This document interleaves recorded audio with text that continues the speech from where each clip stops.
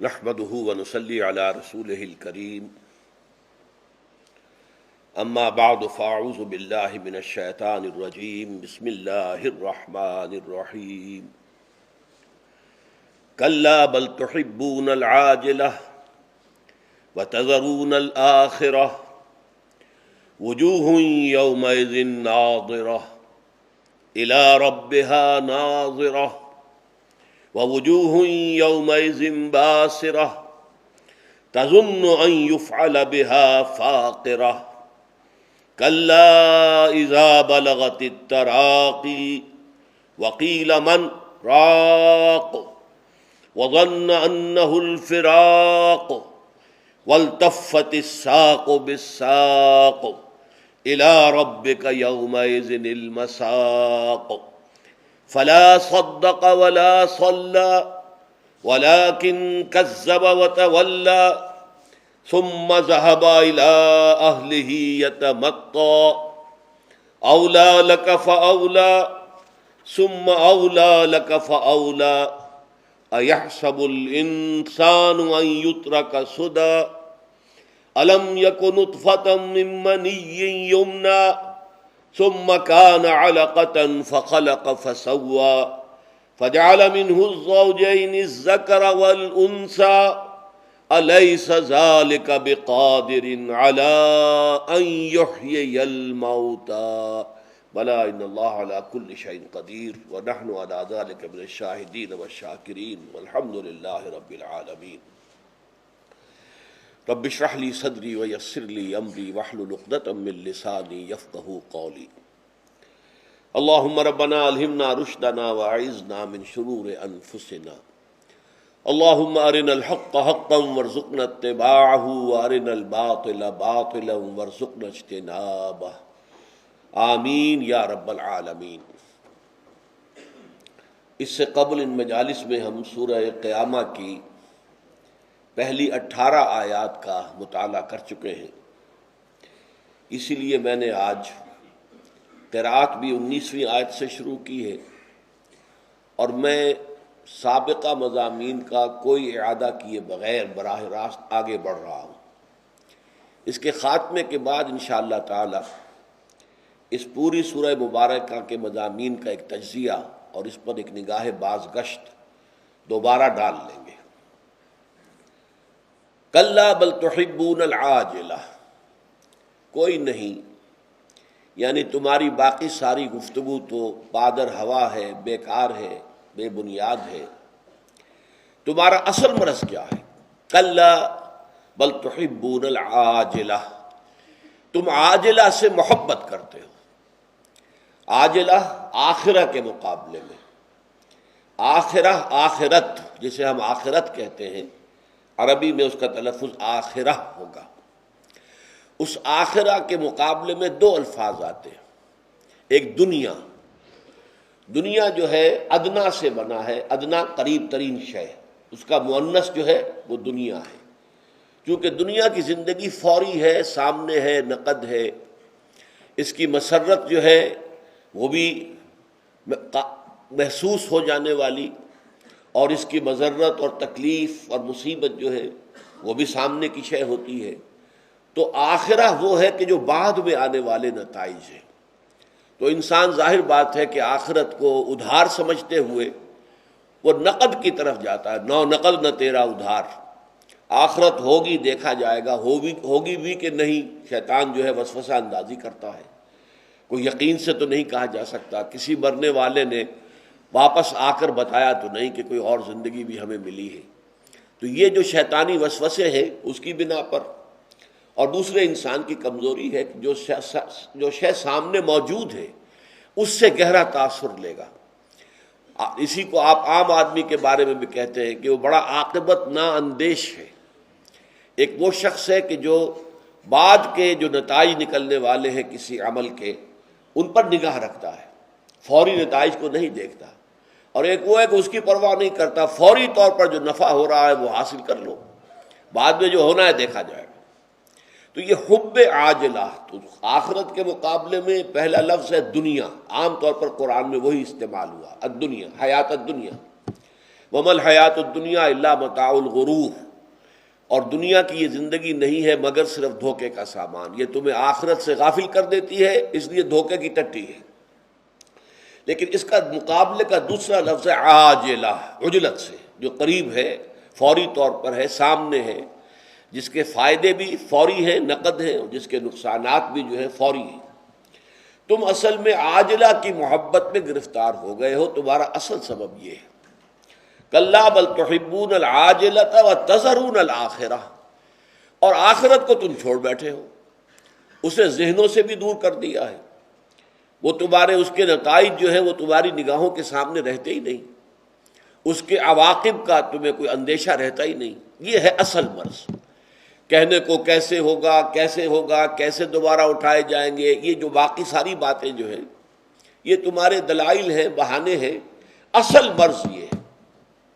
قرآن مجید میں یہ سورہ مبارکہ جو القیامہ، اسی کا جوڑا ہے اگلی سورت، سورۃ الدہر، اس میں بھی یہ الفاظ آئے ان ہؤلاء یحبون العاجلۃ ویذرون وراءہم یوما ثقیلا۔ اے نبی، یہ جو آپ کے مخالف ہیں، جو آپ کی دعوت کا انکار کر رہے ہیں، رد کر رہے ہیں، آپ سے جھگڑ رہے ہیں، ان کا اصل مرض کیا ہے؟ یہ لوگ جو ہیں جو عاجلہ سے محبت کر رہے ہیں، اور ان سے پیچھے جو آنے والا ایک دن ہے جو بڑا بھاری دن ہے، بھاری دن ہے، یوم القیامہ، اس کو انہوں نے سرے سے نظر انداز کر دیا۔ یذرون الآخرہ، کلا بل تحبون العاجلۃ وتذرون الآخرہ، تمہارا اصل مرض یہ ہے۔ اس میں یہ بھی سمجھ لیجئے کہ حب عاجلہ تو خیر بہت آگے کی شے ہے، لیکن عجلت پسندی جو ہے یہ ایسی شے ہے کہ جس سے کوئی انسان بھی محفوظ اور مامون نہیں ہے قطعی طور پر۔ یہ عجلت پسندی کے بارے میں فرمایا گیا ہے قرآن مجید میں، خلق الانسان من عجل، یہ سورہ انبیاء کی آیت نمبر 37 ہے۔ انسان کی تخلیق میں، خلقت میں عجلت پسندی شامل ہے، انسان عجلت پسندی ہی سے پیدا کیا گیا۔ خلق الانسان من عجل، سورہ بنی اسرائیل میں فرمایا کان الانسان عجولا، انسان جو ہے وہ جلد باز واقع ہوا ہے۔ پھر فرمایا گیا سورہ طٰہٰ میں، جب حضرت موسیٰ علیہ السلام اپنی قوم کو چھوڑ کر اور اللہ تعالیٰ سے کتاب تورات حاصل کرنے کے لیے کوہ طور پر وقت معینہ سے پہلے پہنچ گئے، تو انہیں تو خیال تھا کہ میرا شوق، میرا ذوق اللہ سے ملاقات کا، اللہ سے گفتگو کا، اس پر شاباش ملے گی۔ وہاں ایکسپلینیشن کال ہو گئی، وَمَا أَعْجَلَكَ عَنْ قَوْمِكَ يَا مُوسَىٰ، اے موسیٰ وہ کون سی بات ہے جو تمہیں جلدی لے آئی ہے یہاں پر، اپنی قوم کو پیچھے چھوڑ کر تم آ گئے ہو وقت معین سے پہلے۔ قَالَ عَجِلْتُ إِلَيْكَ رَبِّ لِتَرْضَىٰ، حضرت موسیٰ نے عرض کیا کہ پروردگار میں تو جلدی کر کے آیا تیرے پاس تاکہ تو راضی ہو جائے، تو میرا شوق دیکھ، میرا اشتیاق دیکھ، اس لیے میں جلدی آ گیا۔ لیکن وہاں سے حکم کیا ملا؟ فَإِنَّا فَتَنَّا قَوْمَكَ مِن بَعْدِكَ وَأَضَلَّهُمُ السَّامِرِينَ، تو دیکھو تمہاری اس جلد بازی کا ایک نتیجہ نکل چکا ہے، ہم نے تمہاری قوم کو تمہارے بعد ایک فتنے میں مبتلا کر دیا ہے، اور سامری نے انہیں گمراہ کر دیا ہے۔ سامری نے جو بچھڑا بنایا تھا اور اس کی پرستش کے اوپر بہت سے لوگ بنی اسرائیل میں سے آمادہ ہو گئے تھے۔ تو یہ جو عجلت پسندی ہے، یہ یوں سمجھیے کہ انسان کی سرشت میں داخل ہے۔ سرشتن کہتے ہیں گوندنے کو، یعنی یہ کہ جو عناصر گوندھ کر انسان بنایا گیا ہے اس کے اندر شامل ہے عجلت پسندی، جلدی، اور کوئی بھی جیسا کہ میں نے سرچ کیا اس سے بری نہیں ہے۔ حضرت موسیٰ علیہ السلام نے، چاہے وہ عجلت خیر میں ہو چاہے شر میں ہو، خیر میں بھی عجلت نہیں ہونی چاہیے۔ وہ جو ہم کہتے ہیں کہ سہج پکے سو میٹھا ہو، ایک چیز تدریجاً، رفتہ رفتہ، اپنا ایک وقت مناسب لے کر جو چیز تیار ہوتی ہے وہ پختہ ہوتی ہے، وہ بہتر ہوتی ہے۔ اسی طریقے سے قرآن مجید میں نبی اکرم صلی اللہ علیہ وسلم کو بھی مخاطب کر کے عجلت پسندی سے کئی معاملات میں روکا گیا ہے۔ ابھی تو ہم پڑھ چکے ہیں وہ آیات، وَلَا تُحَرِّكْ بِهِ لِسَانَكَ لِتَعْجَلَ بِهِ، یہ عجلت کا لفظ تھا جو ہم نے پڑھا۔ آپ اپنی زبان کو تیزی سے حرکت نہ دیں کہ جلدی سے اس قرآن کو حاصل کر لیں. اس کا ایک معین ہے، شیڈیول ہے، اس کے مطابق وقفے وقفے سے ہم نازل کریں گے. اسی طرح سورہ طٰہٰ میں بھی فرمایا، جہاں حضرت موسیٰ علیہ السلام کا وہ معاملہ آیا ہے وَمَا أَعْجَلَكَ عَنْ قَوْمِكَ يَا موسیٰ، اسی صورت میں حضور سے فرمایا لا تعجل بالقرآن من قبل ان يقضى إليك وحيه وقل رب زدني علما. اے نبی قرآن مجید کے لیے بھی جلدی نہ کیجیے، اس سے قبل کہ اس کی وحی کا جو وقت ہے وہ پورا ہو. اسی طرح فرمایا ہے سورہ مریم میں ولا تعجل علیہم. ایک اور بات جو نبی اکرم صلی اللہ علیہ وسلم کے اور عام مسلمانوں کے ذہنوں میں آتی تھی وہ یہ تھی کہ ان کفار کی رسی کب تک دراز کی جائے گی، کب تک انہیں مہلت دی جائے گی. ان کے مظالم کی انتہا ہو چکی ہے، جس طریقے سے مسلمانوں کو ٹارچر کر رہے ہیں، آخر کب تک انہیں ملے گی مہلت؟ فرمایا لا تعجل علیہم، جلدی نہ کیجئے ان کے بارے میں، یعنی ان پر کوئی عذاب الہی جلدی آ جائے نہیں. اس میں بھی اللہ تعالیٰ کی اپنی حکمت ہے، اس کا اپنا ایک نظام ہے. ہر قوم کے لیے اس نے ایک مہلت معین کی ہے، وہ مہلت پوری نہ ہو جائے اس وقت تک عذاب نہیں آتا. اس لیے آپ اس معاملے میں بھی جلدی نہ کریں. اسی طریقے سے آتا ہے وَاصْبِرْ كَمَا صَبَرَ أُولُو الْعَزْمِ مِنَ الرُّسُلِ وَلَا تَسْتَعْجِلْ لَهُمْ. اور اے نبی صبر کیجئے جیسے کہ ہمارے بڑے بڑے اولو العزم رسول جو ہیں وہ صبر کرتے رہے. ذرا یاد کیجئے حضرت نوح نے 950 برس تک صبر کیا ہے. بہرحال یہ ہے کَلَّا بَلْ تُحِبُّونَ الْعَاجِلَةَ وَتَذَرُونَ الْآخِرَةَ وُجُوهٌ يَوْمَئِذٍ نَاظِرَةٌ. اب یہاں نقشہ کھینچا جا رہا ہے میدان حشر کا. جیسا کہ میں نے پہلے بھی آپ کو بتایا تھا کہ جب ہائی سکولز کے اندر جب ہم تھے تو 1 اپریل کو رزلٹ ڈکلیئر ہوتا تھا، سب کھڑے ہوتے تھے، تمام کلاسز جو ہیں 5ویں سے لے کر، اب تو خیر ہائی سکول 6ٹھی سے شروع ہوتا ہے، پہلے وہ 5ویں سے تھا. سب کھڑے ہوتے تھے. ابھی رزلٹ کا اعلان ہونا ہے لیکن رزلٹ جو ہے وہ لڑکوں کے ماتھے پر لکھا ہوا نظر آتا تھا. کسی کا چہرہ اترا ہوا ہے، معلوم ہے اس نے فیل ہونا، اسے معلوم ہے. بل الانسان علی نفسہ بصیرہ، انسان جو ہے اپنے نفس پر خود بصیرت کا حامل ہے، جانتا ہے میں کتنے پانی میں ہوں، کہاں کھڑا ہوں، جانتا ہے میں نے کیا کیا تھا امتحان کے اندر. وہی نقشہ ہوگا قیامت کے دن. وجوہ یومئذ ناظرہ، بہت سے چہرے ہوں گے اس روز تر و تازہ کھلے ہوئے. الی ربہا ناظرہ، وہ اپنے رب کی رحمت کے امیدوار ہوں گے. ایک تو اس کو انتظار کے معنی میں ناظرہ لیا گیا ہے، اور ایک ناظرہ اپنے لفظی معنی میں دیکھتے ہوئے ہوں گے اپنے پروردگار کی طرف. اس سے ایک مسئلہ نکلتا ہے کہ اللہ تعالیٰ کا کوئی دیدار، اس کی کسی شان کا ظہور جو ہے وہ عین میدان حشر میں بھی ہوگا، لیکن وہ دیدار حاصل کر سکیں گے صرف اہل ایمان.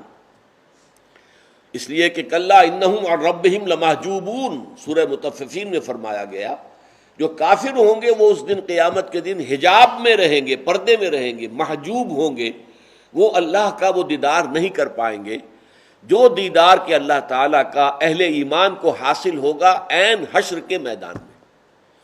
لہذا اس کے دونوں معنی ہو سکتے ہیں. وجوہ یومئذ ناظرہ، بہت سے چہرے ہوں گے اس دن تر و تازہ کھلے ہوئے، خوش و خرم. ووجوہ یومئذ الی ربہا ناظرہ، اور وہ اپنے رب کی طرف دیکھتے ہوئے ہوں گے یا اپنے رب کی رحمت کے امیدوار ہوں گے، منتظر ہوں گے. ووجوہ یومئذ باسرہ، بہت سے چہرے اس دن ہوں گے اداس، سوکھے ہوئے، پشمردہ. تظن ان یفعل بہا فاقرہ، انہیں یہ یقین ہوگا، یہ گمان ہوگا، گمان واثق ہوگا کہ اب ان کے ساتھ وہ سلوک کیا جائے گا جو کمر کو توڑ کر رکھ دے گا. انہیں معلوم ہے کہ یہ ہونا ہے، یہ تو جو کچھ رسولوں نے کہا تھا پورا پورا سچ ہو گیا، باعث بعد الموت ہو گیا، ہم دوبارہ اٹھا لیے گئے جیسا کہ وہ کہتے تھے، ہم انکار کرتے رہے، لیکن وہ واقعہ تو صحیح نکلا. اب ہم حاضر ہیں یہاں پر پروردگار کے سامنے کھڑے ہیں.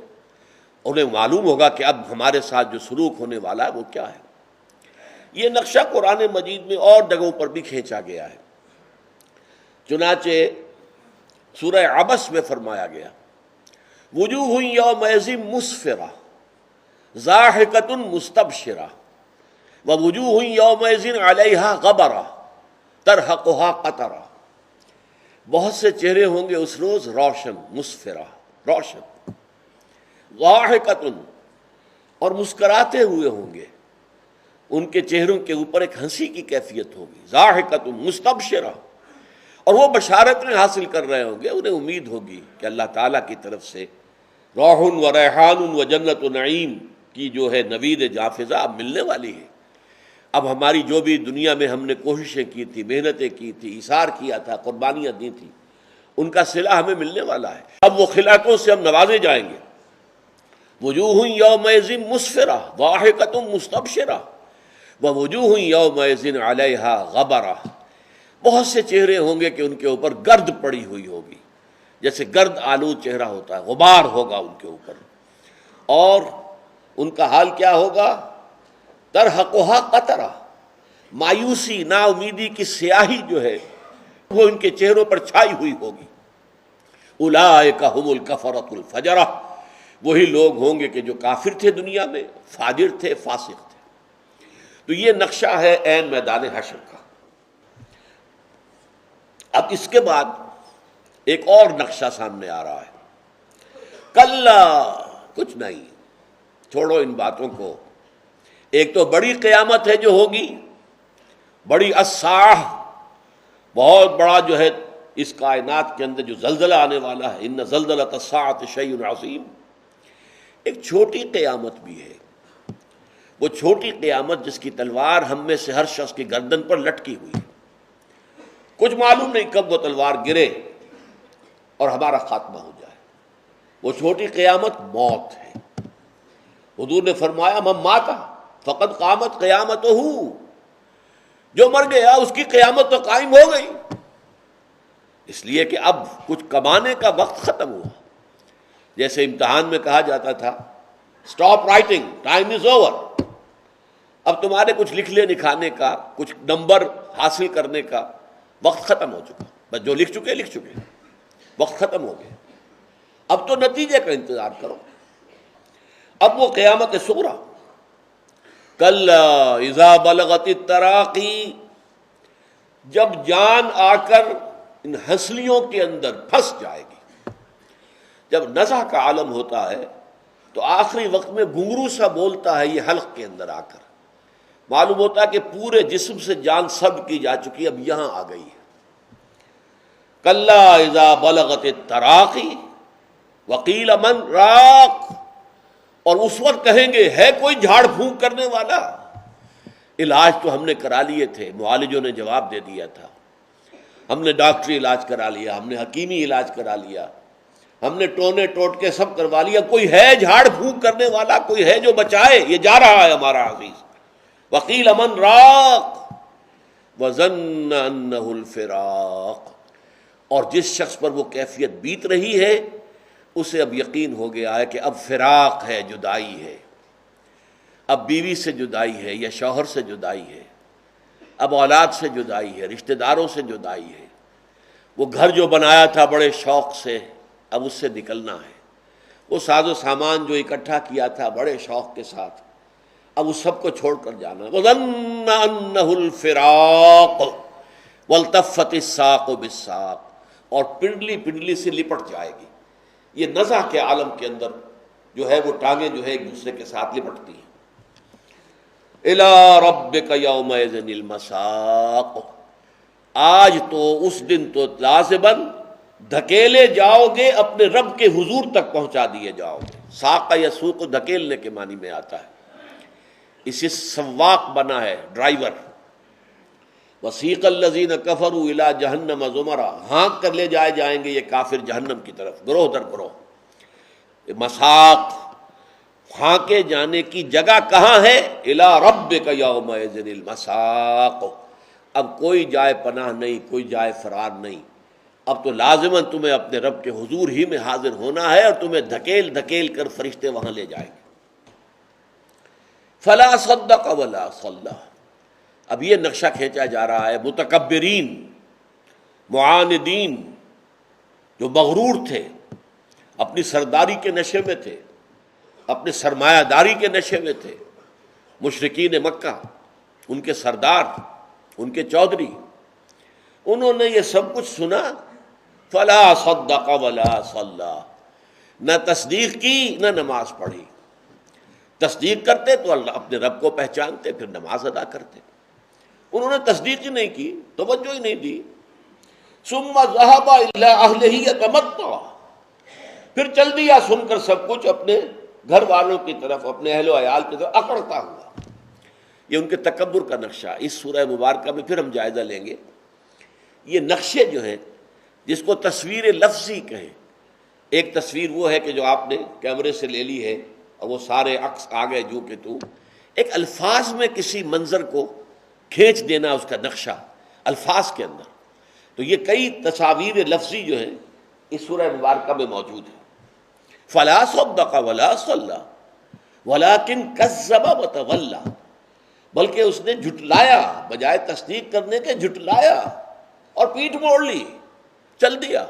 ثم ذهب الى اهله يتمطع، پھر وہ اپنے اہل و عیال کی طرف، گھر والوں کی طرف چلا، اینڈتا ہوا، اکڑتا ہوا۔ اولا لک فاولا ثم اولا لک فاولا، اس کے بارے میں ذرا بحث ہے۔ یہ لفظ جو ہے یہ کہاں سے بنا ہے؟ ایک رائے یہ کہ ویل سے بنا ہے، لیکن مقلب ہو گیا، الٹا کیا گیا۔ ویل، اولا یعنی بڑی ہلاکت ہوگی، ویل للمطففین۔ تو یہ ویل کا لفظ قرآن مجید میں بہت آتا ہے، ویل یومئذ للمکذبین، کتنی مرتبہ آیا ہے سورہ مرسلات کے اندر۔ تو تباہی ہے تیرے لیے، اور پھر تباہی ہے، اور پھر تباہی ہے، اور پھر تباہی ہے، تباہی پر تباہی ہے، بربادی پر بربادی ہے، تیرے لیے مصیبت پر مصیبت ہے۔ اَیَحْسَبُ الْإِنسَانُ أَن يُتْرَكَ سُدًى، کیا انسان یہ سمجھتا ہے کہ اسے یوں ہی چھوڑ دیا جائے گا، بغیر کسی باس پرس کے، بغیر کسی حساب کتاب کے، بغیر کسی جزا و سزا کے؟ کیا انسان کا یہ گمان ہے؟ جو چاہے کر لے، جس پر چاہے ظلم کر لے، جس کا چاہے خون پی جائے، جس کا چاہے مال ہڑپ کر جائے، جس کی چاہے جان لے لے، کوئی پکڑ نہیں ہوگی، کوئی کہیں جواب دہی نہیں ہوگی۔ اَیَحْسَبُ الْإِنسَانُ أَن يُتْرَكَ سُدًى، اس کے بعد اب پھر نقشہ کھینچا جا رہا ہے۔ ذرا اپنی پیدائش پر غور کرے۔ الم یک نطفۃ من منی یمنیٰ، کیا یہ انسان اکڑنے والا، اینڈنے والا، تکبر کرنے والا، غرور کرنے والا، کیا اس کی اصل جو ہے وہ گندے پانی کی ایک بوند نہیں ہے جو ٹپکا دی گئی تھی؟ الم یک نطفۃ من منی یمنیٰ، منی کی ایک بوند جو ٹپکا دی گئی۔ ثم کان علقۃ فخلق فسویٰ، پھر وہ ایک علقہ بن گئی، ایک چیز کے جو معلق ہو جاتی ہے، لیچ جسے ہم کہتے ہیں، اسی طرح رحم مادر کے ساتھ چمٹ کر اور وہ لٹکنے لگتی ہے، علقہ۔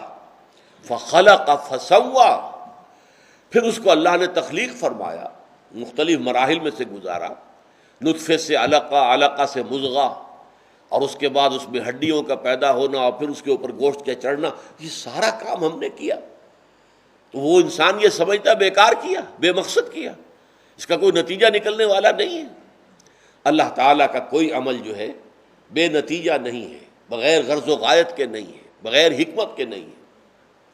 الم یک نطفۃ من منی یمنیٰ ثم کان علقۃ فخلق فسویٰ فجعل منہ الزوجین الذکر والانثیٰ، پھر غور کرو ہماری خلاقی پر، ہم نے اسی گندے پانی کی بوند سے، اور یہ تو بوند کہا جا رہا ہے، آج ہم جانتے ہیں مائکروسکوپک شے، سپرمیٹوزوان جو ہے مرد کا وہ بھی، اور اوون جو ماں کی طرف سے آتا ہے، مائکروسکوپک چیزیں ہیں، ایک ایک سیل دیکھی نہیں جا سکتی، اور اس سے کیا کچھ بنا دیا اللہ نے۔ سقراط بھی وہیں سے بنا، اور بقراط بھی وہیں سے بنا، اور افلاطون بھی وہیں سے بنا، اور ارسطو بھی وہیں سے بنا، اور انبیاء بھی اسی سے وجود میں آئے، اور سب کے سب جو ہے اولیاء اللہ بھی وہیں سے بنے۔ کہاں سے بنے؟ سب وہیں سے بنے۔ پھر یہ دیکھو کہ اسی میں سے کسی کو مرد بنا دیا، کسی کو عورت بنا دیا۔ ان کے جسمانی نظام، ان کا جو سائیکولوجیکل سٹرکچر ہے، ہر چیز کو تم دیکھو گے کہ مختلف، لیکن اسی ایک نطفے میں سے بنا آ رہا، چلا آ رہا ہے۔ فجعل منہ الزوجین، جوڑے بنا دیے، الذکر والانثیٰ، جن میں کہ مذکر بھی ہے، مؤنث بھی ہے۔ مرد بھی ہیں، عورت بھی ہے، بیٹے بھی ہیں، بیٹیاں بھی ہیں۔ یہ معاملہ جو ہے میں نے کئی دفعہ آپ کو بتایا ہے، یہ جو امبریولوجی سے متعلق حقائق قرآن مجید میں بیان ہوئے ہیں، علم جنین جو ہے امبریولوجی، کہ رحم مادر میں وہ منی کی بوند اور پھر ماں کی طرف سے آنے والا ایک سیل، یہ تو دنیا کو معلوم ہی نہیں تھا کہ ماں کی طرف سے بھی کوئی حصہ آتا ہے۔ یہ تو اگلی سورت جو ہے سورہ دہر کے اندر آپ کو ملے گا، انا خلقنا الانسان من نطفۃ امشاج، ہم نے انسان کو پیدا کیا ملے جلے نطفے سے، یعنی یہ کہ اس میں دو حصے آ کر ملتے ہیں، ایک باپ کی طرف سے سپرمیٹازوئون آتا ہے اور ایک ماں کی طرف سے اووم آتا ہے، ملتے ہیں وہ، پھر یہاں سے زائگوٹ بنا اور پھر انسان کی تخلیق شروع ہوئی۔ تو نطفۃ امشاج نبتلیہ فجعلناہ سمیعا بصیرا، اور یہ اس صورت اور اگلی صورت کے درمیان جیسا کہ میں نے عرض کیا تھا کہ یہ آپس میں بہنے ہیں، یہ جوڑا ہے ایک دوسرے کا۔ جیسے اس میں فرمایا گیا ان ہؤلاء یحبون العاجلۃ ویذرون وراءهم یوما ثقیلا، یہ سورہ دہر میں، اور سورہ قیامہ میں ہم پڑھ چکے ہیں کلا بل تحبون العاجلہ وتذرون الآخرہ۔ اسی طرح جو اینڈ ہوا ہے سورہ قیامہ کا، الم یک نطفۃ من منی یمنی ثم کان علقۃ فخلق فسوی فجعل منہ الزوجین الذکر والانثی، تو گویا کہ اسی کے ساتھ آگے سورہ دہر شروع ہو رہی ہے، هل اتى على الانسان حين من الدهر لم يكن شيئا مذكورا انا خلقنا الانسان من نطفة امشاج نبتليه فجعلناه سميعا بصيرا۔ کیا انسان پہ ایسا بھی کوئی وقت آیا تھا کہ نہیں کہ وہ کوئی قابل ذکر شے نہیں تھا؟ اب منی کا لفظ جو ہے جو استعمال کیا سورہ قیامہ میں، اس کو ریپیٹ نہیں کیا، کوئی شخص بھی یہ لفظ اپنی زبان پر لانا پسند نہیں کرتا، تو فرمایا شیئا مذکور نہیں تھا، هل اتى على الانسان حين من الدهر لم يكن شیئا مذکورا۔ ایک وقت وہ تھا اس کی تخلیق کے دوران جبکہ وہ ایک ایسی شے کی کیفیت میں تھا کہ جس کا تذکرہ بھی پسند نہیں کیا جاتا، قابل ذکر شے نہیں تھی۔ انا خلقنا الانسان من نطفة امشاج نبتلیہ فجعلناہ سمیعا بصیرا، ہم نے اسے مخلوط نطفے سے بنایا ہے، ملے جلے نطفے سے بنایا ہے، مرد اور عورت کی طرف سے دونوں طرف سے آنے والے شے سے بنایا۔ تو میں یہ عرض کر رہا تھا کہ یہاں تو خیر بہت ہی اجمالاً ذکر ہے، سورہ حج میں اور سورہ مومنون میں بڑی تفصیل سے جو مراحل ہیں، جو اندر جنین جو ہے امبریو جو پرورش پا رہا ہے رحم مادر میں، اس کے مراحل کا جو تذکرہ کیا گیا ہے، اس نے آنکھیں کھول دی ہیں، چکا چوند کر دیا۔ چنانچہ ٹورنٹو یونیورسٹی کے دو بہت چوٹی کے بایولوجسٹ، ان کا میں آپ کے سامنے گواہی دے رہا ہوں، ڈاکٹر کیتھل مور، جن کی ایک بڑی کتاب جو ہے مشہور ترین دی ڈیولپنگ ہیومن امبریو، اور وہ دنیا میں سب سے بڑی اتھارٹی مانا جاتا ہے امبریولوجی پر، وہ حیران ہے۔ اس نے لیکچر دیا جا کر باقاعدہ، اور اس نے کہا ہے کہ میں حیران ہوں 1400 برس پہلے، جبکہ نہ ابھی ڈسیکشن کا فن ابھی انسان کو آتا تھا کہ باڈی کو چیر پھاڑ کر دیکھے کہ اندر کیا ہے، کیا ہو رہا ہے، رحم مادر میں کیا ہو رہا ہے، نہ اسی طریقے سے ابھی مائکروسکوپ نہیں تھی کہ جس سے پتہ چلے کچھ چھوٹی چیزوں کا، اور پھر یہ نقشہ امبریولوجی کے یہ مراحل اس قدر صحیح جو آج ہم سمجھتے ہیں اس کے مطابق قرآن مجید میں کیسے آ گئے۔ اگرچہ یہ بدقسمتی ہے ان دونوں کی۔ دوسرا ہے ڈاکٹر رابرٹ ایڈورڈز، یہ اصل میں ٹیسٹ ٹیوب بیبی کا دنیا میں جب سے رواج چلا ہے اس کا موجد یہ شخص ہے۔ ٹیسٹ ٹیوب بیبیز کا آپ نے تذکرہ سنا ہوگا، میں تفصیل میں نہیں جا سکتا۔ وہ سیدھی سی بات یہ ہے کہ اگر کوئی رکاوٹ ایسی ہے کہ مرد کا نطفہ اور عورت کا وہ ایگ اووم وہ کہیں آ کر مل نہیں سکتے، وہ راستے میں کوئی رکاوٹ ہے، وہاں پر وہ اووم رک جاتا ہے، لہذا اس کی شکل یہ اختیار کی گئی کہ مرد سے اس کا سپرمیٹوزوون لے لیا جائے، عورت سے ڈسیکشن کر کے آپریشن کر کے اس کا اووم حاصل کر لیا جائے، ان دونوں کو ایک ٹیسٹ ٹیوب کے اندر فرٹیلائز کر دیا جائے تاکہ نطفہ امشاج جو ہے جو وجود میں نہیں آ پا رہا رکاوٹ کی وجہ سے، وہ نطفہ امشاج جو ہے وہ وہاں اس ٹیوب کے اندر وجود میں آ جائے، پھر اس کو امپلانٹ کر دیا جائے، وہ جو رحم مادر ہے اس میں لے جا کر چپکا دیا جائے۔ یہ نہیں ہے کہ پورا بچہ ٹیسٹ ٹیوب میں بنتا ہے، وہ تو ظاہر بات ہے ناممکنات میں سے ہے، صرف یہ ہے کہ یہ جو دو مراحل بیان کیے گئے ہیں کہ نطفہ مرد اور جو اوم ہے عورت کا، ان دونوں کا آپس میں ملاپ نہیں ہو پا رہا کسی رکاوٹ کی وجہ سے، تو دونوں سے وہ چیز لے لو۔ اور اس کے بارے میں فتویٰ یہی ہے کہ اگر شوہر جو واقعتاً جن کی نکاح ہوا ہے شوہر کا نطفہ ہو، اور جو اس کی جو منکوحہ بیوی ہے اس سے اوم حاصل کیا جائے اور یہ ٹیسٹ ٹیوب میں کام کر لیا جائے، تو اس میں ہرگز کوئی شے حرام نہیں ہے۔ لیکن یہ کسی اور مرد کا یا کسی اور عورت کا اس کے درمیان اگر کیا جائے گا تو وہ پھر زنا شمار ہوگا، وہ پھر جائز نہیں ہے۔ یہ علماء کا فتویٰ ہے۔ ٹیسٹ ٹیوب بیبی کا انہوں نے کلیتاً انکار نہیں کیا، بلکہ یہ کہ جائز ہے اگر جو منکوحہ آپس میں ہے بیوی اور مرد، بیوی اور شوہر، تو ان کا اگر معاملہ ہو تو ٹھیک ہے۔ بہرحال میں گواہی یہ دے رہا تھا کہ ان دونوں نے یہ کہا ہے کہ حیرت ہوتی ہے کہ قرآن مجید میں آج سے 1400 برس قبل علم جنین کے یہ حقائق کیسے آ گئے۔ اس پر انہیں ایمان لے آنا چاہیے تھا۔ جیسے مورس بوکائی جو تھا، یہ فرینچ سرجن تھا، اس کے پاس علاج کے لیے گئے تھے شاہ فیصل شہید رحمۃ اللہ علیہ، وہاں انہوں نے تحفہ پیش کیا قرآن کا اسے، اس نے کہا میں کیسے سمجھوں گا اس سے، یہ تو عربی میں ہے۔ شاہ فیصل شہید نے، وہ چونکہ واقعتاً بہت نیک انسان تھے، کہا کہ عربی سیکھنا کوئی مشکل نہیں ہے۔ ان کے لیے کوئی ایسا بندوبست بھی کر دیا کہ وہ عربی سیکھ لیں۔ انہیں عربی سیکھ کر پھر قرآن پڑھا، اور پھر اس نے کمپیریٹو اسٹڈی کی بائبل کی اور قرآن کی، تورات اور قرآن، اور اس کے بعد وہ دنگ رہ گیا کہ بائبل میں تو بہت سی ایسی چیزیں درج ہیں کہ جن کا غلط ہونا ثابت کر دیا سائنس نے، قرآن میں ایک شوشہ تک ایسا نہیں ہے کہ جسے سائنس نے غلط ثابت کیا۔ مختلف ہونا اور بات ہے، وہ تو کیا پتہ آئندہ چل کر سائنس کہاں پہنچے گی اور کیا نظریہ کھلے گا۔ آسمانوں کا قرآن مجید 7 کا تذکرہ کرتا ہے، سائنس ابھی نہیں پہنچی، لیکن یہ کہ سائنس نے یہ نہیں کہا کہ 7 غلط ہے، نہیں، یہ تو نہیں کہہ سکتی سائنس، وہ تو جب تک کہ اس کی حقیقت آسمان کی نہ کھلے کیسے کہہ دے گا۔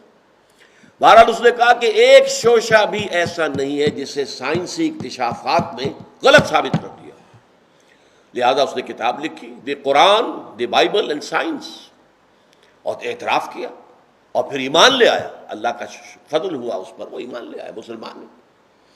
تو کاش کہ یہ دونوں بھی، جبکہ ان کے اوپر اتنی بڑی حقیقت واضح ہو گئی تھی، کاش کہ یہ ایمان لے آتے۔ انہوں نے علقہ کی حقیقت واضح کی ہے جو اس سے پہلے ہم پر واضح نہیں تھی۔ عام طور پر علقہ کا ترجمہ کر دیتے تھے جمے ہوئے خون کی پھٹک، حالانکہ علق کے مادے سے اس کا کوئی تعلق نہیں بنتا، دم سے کوئی اس کا تعلق لفظی بنتا ہی نہیں۔ اس نے کہا وہ علقہ اس لیے کہا جاتا ہے کہ لیچ کے مانند وہ رحم مادر کی دیوار کے ساتھ لٹک جاتا ہے چپک کر، جیسے کہ وہ لیچ جو ہوتی ہے، کیا اسے ہم اردو میں کہتے ہیں، جونک جو ہے وہ اپنا منہ جو ہے وہ آپ کے کھال کے اندر گاڑ لے گی، وہاں سے خون چوسنا شروع کر دے گی، باقی جسم اس کا باہر لٹک رہا ہوگا، وہ اس کے اندر خون جو ہے وہ آپ کے جسم سے چوس کر وہ اپنے اس ٹینک کو بھرتی رہے گی۔ اسی طریقے سے یہ علقہ ہے۔ اور مضغہ کے بارے میں اس نے کہا، اور بہت عمدہ بات کہی، گوشت کا ایک ٹکڑا لے کر اپنے دانتوں کے درمیان اس کو چبایا اور کہا یہ مضغہ ہے۔ دانتوں کے نشان پڑ جاتے ہیں اس گوشت کے اوپر، گوشت کے، تو مضغہ ہم لوتھڑا اس کا ترجمہ کرتے تھے، لیکن اس نے مضغہ یمضغو، یہ عربی کے اندر چبانے کے لیے آتا ہے، تو گوشت کا چبایا ہوا ٹکڑا۔ تو بعض چیزیں جو ہے وہ ان کی اس طرح کی نشاندہی سے ہم پر مزید واضح ہو گئی ہیں، لیکن یہ ہے کہ واقعتاً جو علم جنین ہے، ایمبریولوجی، اس کے اعتبار سے قرآن مجید میں بہت آیات ہیں، اللہ تعالیٰ کی نشانیاں ہیں اللہ کی خلاقی کی۔ آخر میں جو فرمایا الم یکن نطفۃ من منی یمنی، کیا نہیں تھا یہ انسان منی کی ایک بوند جو ٹپکائی گئی، ثم کان علقہ، پھر وہ ایک جونک کے مانند لٹکی ہوئی شے تھی، فخلق، تو اللہ نے اس کو پیدا کیا، تخلیق کیا، مختلف مراحل سے گزارا، فسوا، نوک پلک سنوار دی، اسی میں سے انسان کی آنکھیں، اسی میں ناک، اسی میں سے کان نکل آئے، کیسی کیسی چیزیں، کیسی کیسی صلاحیتیں اس میں ودیت کر دی گئی. فجعل منہ الزوجین الذکر والانثی، اور پھر اس میں سے جوڑے بنا دیے، کوئی مذکر کوئی مؤنث، کوئی لڑکا کوئی لڑکی. یہ نوٹ کر لیجئے 12 ہفتے تک جنین کا سیکس جو ہے وہ ظاہر نہیں ہوتا، ڈفرینشیٹ نہیں ہوتا. تو اس اعتبار سے 3 مہینے کے بعد اصل میں معین ہوتا ہے کہ اب یہ لڑکا بنے گا یا لڑکی بنے گی. 12 ویکس. اب اس کے بعد فرمایا الیس ذالک بقادر علی ان یحیی الموتى، کیا وہ ہستی اس پر قادر نہ ہوگی کہ مردہ کو زندہ کر دے. یہ دلیل ہے اللہ تعالیٰ کی، جو دلیل ہے وہ یہ ہے در حقیقت کہ جب یہ سب کچھ اللہ نے بنایا، آسمان بنایا، زمین بنائی، چلو وہ تو تمہارے علم میں نہیں کیسے بنایا، تم جیسے بنے ہو تمہیں معلوم ہے نا، تم گندے پانی کی ایک بوند تھے، اس سے بنے ہو جو کچھ بنے ہو. تو اس کی خلاقی کا تصور کرو، اس کی قدرت کا اندازہ کرو. تم اس ہستی کے بارے میں یہ گمان کر رہے ہو کہ وہ مردہ کو زندہ نہیں کر سکے گا. کہیں قرآن یہ کہتا ہے دیکھو بھائی، کسی کام کو پہلی مرتبہ کرنا زیادہ مشکل ہوتا ہے یا دوسری مرتبہ کرنا؟ اب صاف عقل فیصلہ کرے گی پہلی مرتبہ کرنا مشکل ہوگا. ایک دفعہ آدمی کر لے تو پھر تو اس کے لیے آسانی ہو گئی. تو ہمارے لیے پہلی مرتبہ تمہیں پیدا کرنا مشکل تھا یا یہ دوبارہ پیدا کرنا مشکل ہوگا؟ تو جو بھی ایک سلیم الفطرت انسان جو ہے، وہ سلیم العقل انسان جو ماننے کے لیے تیار ہو بات کو کہ ہاں دلیل ہے، دلیل سے وہ بات کو مان لے، وہ باتیں قرآن مجید نے اسی انداز میں کی ہے. اب یہ کہ ہم اس طرح سورہ مبارکہ کا ذرا جائزہ دوبارہ لیں گے.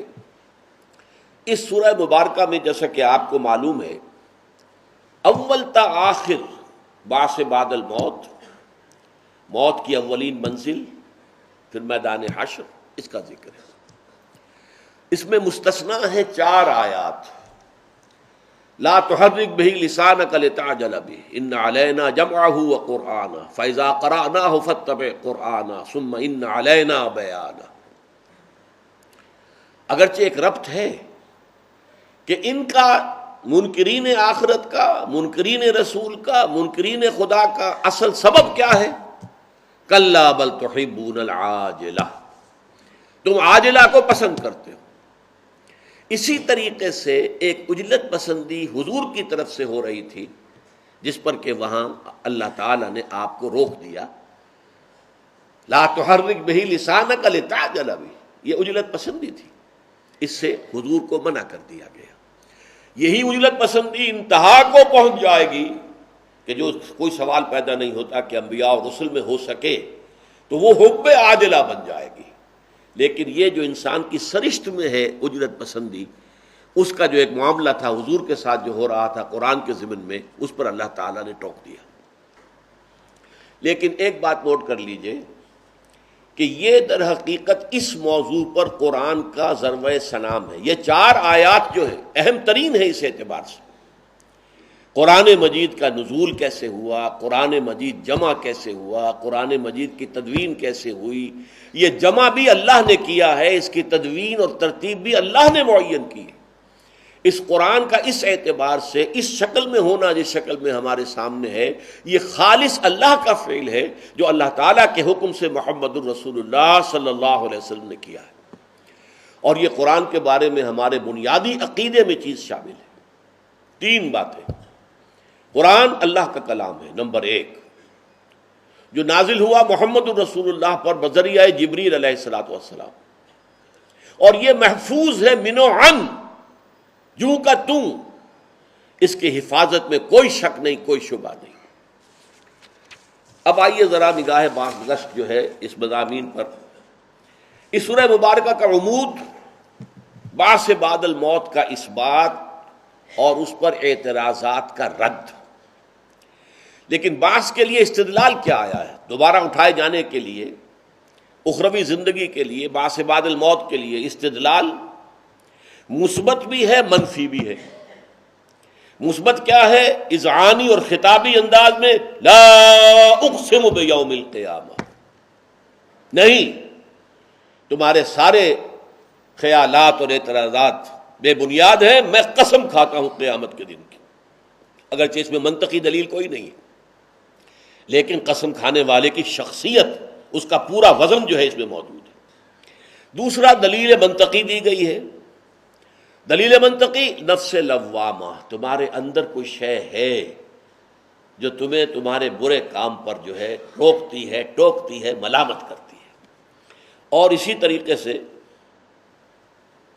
اَيَحْسَبُ الْإِنسَانُ أَن لَّن نَّجْمَعَ عِظَامَهُ، منطقی طور پر کیا انسان یہ سمجھتا ہے کہ ہم اس کی ہڈیاں جو ہیں وہ جمع نہ کر سکیں گے؟ بلا قادرین علی ان نسوی بنانا، کیوں نہیں، ہم اس پر قادر ہیں کہ اس کی ایک ایک پور کو درست کر دیں۔ اب یہ بھی جو ہے یہ اذعانی دلیل ہے، لیکن جو اس کے لیے منطقی دلیل دی گئی وہ آخر میں آئی، الم یک نطفۃ من منی یمنی ثم کان علقۃ فخلق فسوی فجعل منه الزوجین الذکر والانثی الیس ذلک بقادر علی ان یحیی الموتى۔ غور کرو اپنی تخلیق پر، تم گندے پانی کی ایک بوند تھے نا، پھر اس نے تمہیں بنایا، کیا کچھ بنایا، اسی میں سے مرد بنا دیا، اسی میں سے عورت بنا دی۔ کیا وہ ہستی اس پر قادر نہ ہوگی کہ مردہ کو زندہ کر سکے؟ ذرا سی بھی سلامتی تباہ ہو اور سلامتی فطرت ہو، اس کا جواب فوراً آئے گا، بلا پروردگار یقینا، جب تو ہر شے پر قادر ہے، تو گندے پانی کی ایک بوند سے انسان بنا کر کھڑا کر دیتا ہے، تو نے اس کائنات کو پیدا کیا، آسمانوں اور زمین کو پیدا کیا ہے، تو تیرے لیے قطعاً مشکل نہیں ہے کہ تو مردوں کو زندہ کر سکے۔ دوسری بات یہ کہ انکار جو کرتا ہے بعث بعد الموت کا، اس کا سبب کیا ہے؟ وہ سبب قرآن مجید نے بیان کیا دو جگہ پر، بل یرید الانسان لیفجر امامہ، انسان اصل میں چاہتا ہے، فسق و فجور کی زندگی کو جاری رکھنا چاہتا ہے، ظلم کو جاری رکھنا چاہتا ہے، ایکسپلائٹیشن کو جاری رکھنا چاہتا ہے، جو غلط جو مفادات حاصل کر رہا ہے ان سے دستبردار ہونے کو تیار نہیں ہے، اس لیے انکار کرتا ہے کہ اگر آخرت کو مانے گا تو اپنے طرز عمل کے اوپر پھر انسان کو نظر ڈالنی پڑے گی کہ میں صحیح چل رہا ہوں یا غلط چل رہا ہوں، لہذا جڑ کاٹنے کے لیے وہ آخرت ہی کا انکار کرتا ہے، کچھ نہیں ہوگا، کوئی زندگی نہیں۔ پھر اسی مرض کو دوبارہ بیان کیا، کلا بل تحبون العاجلہ وتذرون الآخرہ، تمہاری گھٹی میں عاجلہ کی محبت پڑی ہوئی ہے، یہ دنیا نقد ہے، اس کے منافع بھی نقد، اس کے نقصانات بھی نقد، اس کی مسرتیں بھی فوری اور اس کی تکالیف بھی فوری، تم اس کی محبت کے اندر گرفتار ہو گئے ہو، اور آخرت کو اس وجہ سے تم نے اوجھل کر دیا، اپنی نگاہوں سے دور کر دیا۔ پھر اس سورہ مبارکہ میں تین، جس کو میں نے کہا تھا تصاویر لفظی، قیامت صغریٰ کا منظر، جہاں سے ہمارا یہ عالم آخرہ شروع ہوتا ہے، میں نے حدیث آپ کو سنائی تھی، من مات فقط قامت قیامتہ، وہ نقشہ کھینچا ہے نزع کا، کلا اذا بلغت التراقی وقیل من راق وظن انہ الفراق والتفت الساق بالساق الی ربک یومئذ المساق۔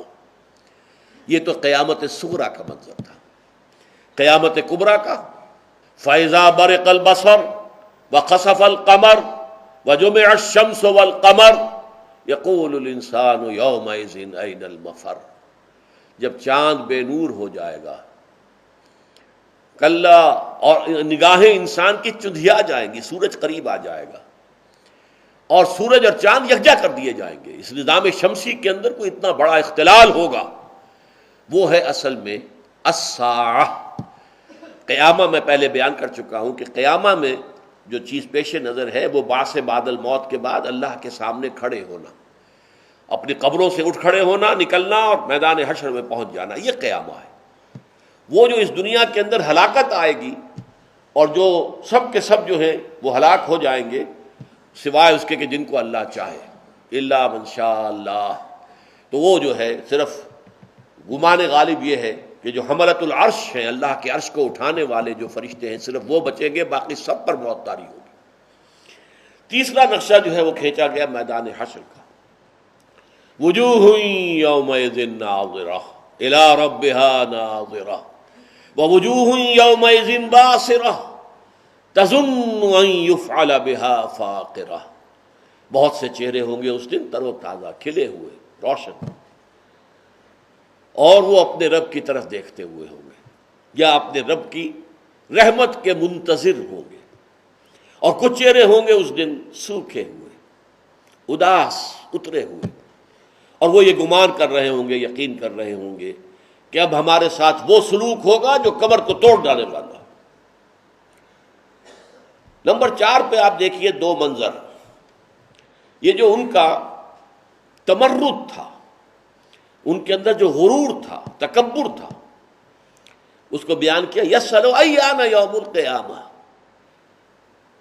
پوچھتا ہے کب ہوگا یہ قیامت کا دن۔ تو جیسا کہ میں نے عرض کیا تھا کہ جیسا سوال تھا ویسا ہی جواب دیا گیا، یہ نہیں کہا گیا کہ اس کا علم اللہ کے پاس ہے بس سمجھ لو وہ آئے گی، نہیں، جس انداز میں سوال کیا گیا تھا اسی انداز کا جواب ہمیں ملا، فَإِذَا بَرِقَ الْبَصَرُ وَخَسَفَ الْقَمَرُ وَجُمِعَ الشَّمْسُ وَالْقَمَرُ۔ اور دوسرا پھر ان کا جو تمرد کا انداز ہے وہ اس سورہ مبارکہ کے دوسرے رکوع میں آیا، فَلَا صَدَّقَ وَلَا صَلَّى۔ یہ بدبخت نہ تو تصدیق کر رہے ہیں محمد کی رسالت کی، اس قرآن کے کلام اللہ ہونے کی، اور نہ انہوں نے نماز پڑھی، وَلَٰكِن كَذَّبَ وَتَوَلَّىٰ، بلکہ انہوں نے جھٹلایا اور پیٹھ موڑ لی۔ فَلَا صَدَّقَ وَلَا صَلَّىٰ وَلَٰكِن كَذَّبَ وَتَوَلَّىٰ ثُمَّ ذَهَبَ إِلَىٰ أَهْلِهِ يَتَمَطَّىٰ۔ اب یہ ہوتا ہے کہ ہر انسان جو ہے اپنے گھر والوں پر جو ہے وہ تو اپنا روب گاٹتا ہی ہے، لہذا وہ اپنے گھر والوں کی طرف اور اپنے اہل و عیال کی طرف جاتا، اکڑتا ہوا، اینٹتا ہوا، اولا لک فاولا ثم اولا لک فاولا، ہلاکت ہے تیرے لیے اور پھر ہلاکت ہے تیرے لیے اور پھر ہلاکت ہے تیرے لیے اور پھر رسوائی ہے تیرے لیے۔ یہ ان کے تکبر اور تمرد کے نشان۔ اقول قولی ھذا واستغفر اللہ لی ولکم ولسائر المسلمین والمسلمات۔